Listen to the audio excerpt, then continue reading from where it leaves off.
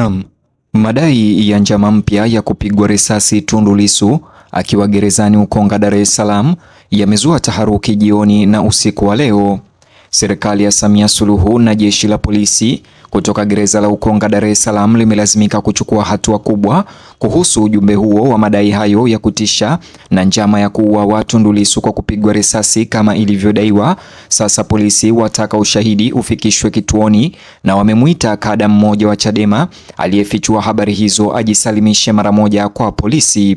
Kama kawaida yetu, bonyeza alama like kisha bonyeza neno subscribe na alama kengele, alafu niambie unanisikiliza na kunipata vizuri ukiwa wapi. Kama upo nje ya nchi niambie uko taifa gani, na kama unanisikiliza na kunipata ukiwa humu nchini Tanzania niambie uko mkoa gani au maeneo gani. Jeshi la polisi nchini Tanzania limethibitisha kuwa linaendelea na uchunguzi wa kina kuhusu madai ya kuwepo kwa njama ya kumuua mwenyekiti wa Chadema Tundu Antipas Lissu kwa kumpiga risasi.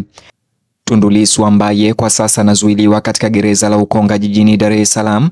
Tangazo hilo lilikuja baada ya madai kuibuka kwenye mitandao ya kijamii na kuzua taharuki kubwa na kulazimisha serikali ya Samia Suluhu na jeshi la polisi kujibu mara moja kwa kuandika barua hadharani. Katikati ya stori hiyo ni Hilda Newton ambaye ni mwanaharakati na kada wa Chadema ambaye Aprili tarehe 10 mwaka huu alichapisha taarifa kwenye mitandao mbalimbali ya kijamii akidai kuwa serikali ya Samia Suluhu ilikuwa na mipango madhubuti ya kumuua Tundu Lissu kwa kumpiga risasi huku akiwa rumande ama nyuma ya kuta za gereza za Ukonga. Madai ya Hilda Newton, kada huyu wa Chadema na mwanaharakati wa upinzani, yalikuwa wazi na hayana utata. Alisema waziwazi bila woga kwamba uongozi uliotawala, yani uongozi wa CCM, ulikuwa umepanga mwenyekiti wa Chadema auawe kwa kupigwa risasi na kwamba silaha ndiyo itakayoweza kutumiwa kuweza kuondoa pumzi zake. Taarifa hiyo ilienea kwa kasi mitandaoni katika mazingira ya kisiasa ambayo tayari yamekabiliwa na mvutano kufuatia uchaguzi mkuu wa Oktoba mwaka 2025 uliozozaniwa. Madai ya aina hii hayasafiri polepole. Wakati huo Hilda Newton alipotoa taarifa hizo za kwamba kuna njama ya kumpiga risasi Tundu Antipas Lissu kabla aachiliwe huru, yaliweza kuzua taharuki na hofu mitandaoni na kwa wafuasi na familia ya Tundu Antipas Lissu. Lakini je, madai haya yana ukweli wowote? Hilo ndilo swali ambalo jeshi la polisi sasa linataka majibu, na limemtaka Hilda Newton aweze kujisalimisha na aje na ushahidi kudhibitisha madai yake. Ndani ya masaa machache, chapisho hilo la Hilda Newton wakati huo mnamo Aprili tarehe 10 lilikuwa limeshirikiwa kwa upana na kusambazwa sana, kujadiliwa katika jumuiya za mitandao ya kijamii Tanzania na pia kuchukuliwa na waangalizi ndani ya nchi na kimataifa. Madai hayo yaligusa mshipa. Tundu Lissu si mfungwa wa kawaida, ni mwenyekiti wa chama kikuu cha upinzani nchini, mtu mwenye wafuasi wengi wa ndani na wasifu unaoenea nje ya mipaka ya Tanzania. Tazamaji, hiyo unayoitazama kwenye skrini yako ni barua kutoka Jamhuri ya Muungano wa Tanzania na Wizara ya Mambo ya Ndani ya Nchi pamoja na Jeshi la Polisi la Tanzania walioituma mnamo tarehe 22 mwezi huu mwaka 2026, wakisema ya kwamba jeshi la polisi linaendelea na uchunguzi wa kukusanya ushahidi kutokana na taarifa Hilda Newton aliyochapisha na kusambaza katika mitandao ya kijamii mnamo tarehe 10 Aprili mwaka huu. Taarifa hiyo ilikuwa inasema pamoja na mambo mengine kuwa serikali imepanga kumuua mheshimiwa Tundu Lissu kwa risasi.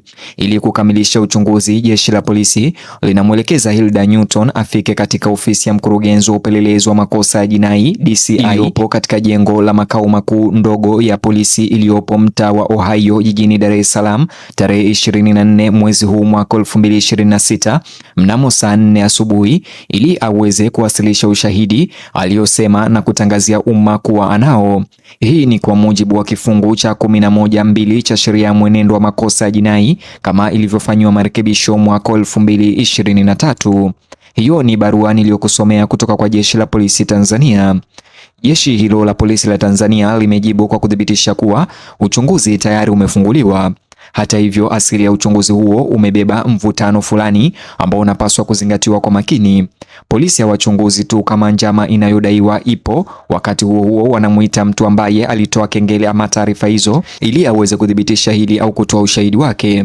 Hilda Newton ameagizwa kujiwasilisha katika ofisi ya mkurugenzi wa upelelezi wa makosa ya jinai iliyopo makao makuu ya jeshi la polisi mtaa wa Ohio jijini Dar es Salaam Aprili tarehe 24 saa 4 asubuhi. Msingi wa kisheria uliotajwa kutajwa kwa wito huu ni kifungu cha 11 kifungu kidogo cha 2 cha sheria ya mwenendo wa makosa ya jinai iliyorekebishwa mwaka 2023. Chini ya kifungu hicho, mtazamaji, Newton anatakiwa kufika na kuwasilisha ushahidi aliodai kuwa nao alipotoa madai yake hadharani kuwa kuna njama ya kupigwa risasi Tundu Lissu kuuawa kabla ya kuachiliwa huru. Polisi walisema wazi katika barua hiyo kwamba ikiwa Hilda Newton alitoa madai haya kwa umma, lazima sasa alete udhibitishwa au ushahidi huo wa kuunga mkono madai yake kwenye mamlaka. Jinsi muonekano wa Hilda Newton katika mtaa wa Ohio unavyotokea na kile kinachotokea kwake baadaye kitaangaliwa kwa karibu na watu wengi wanaofuatilia habari hizi.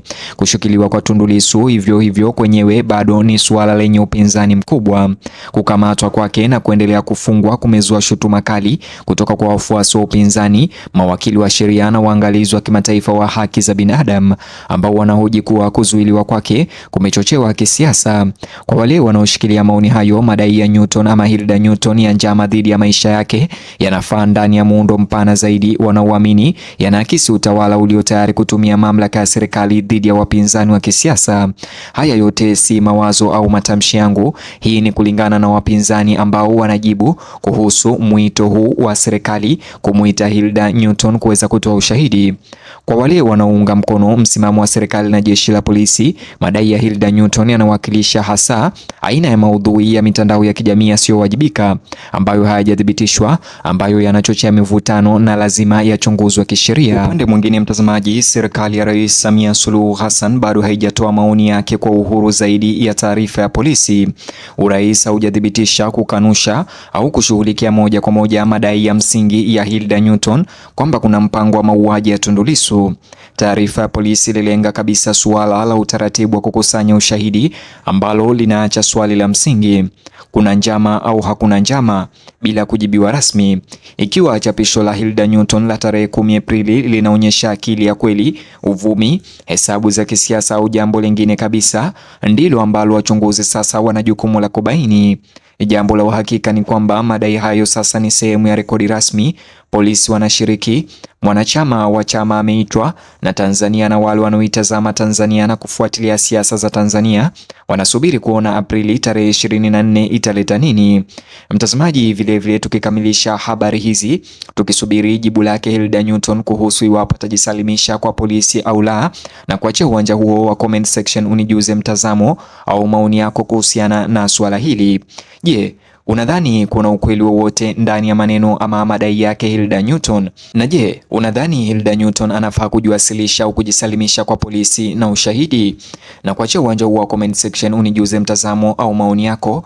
Vile mtazamaji, tukikamilisha taarifa hizi na kuomba like kisha subscribe. Ukifanya hivyo itakuwa umetusaidia kwa sana, na vile itakuwa kama malipo yako kwetu. Alafu bonyeza box hicho kwenye screen yako kwa taarifa zaidi.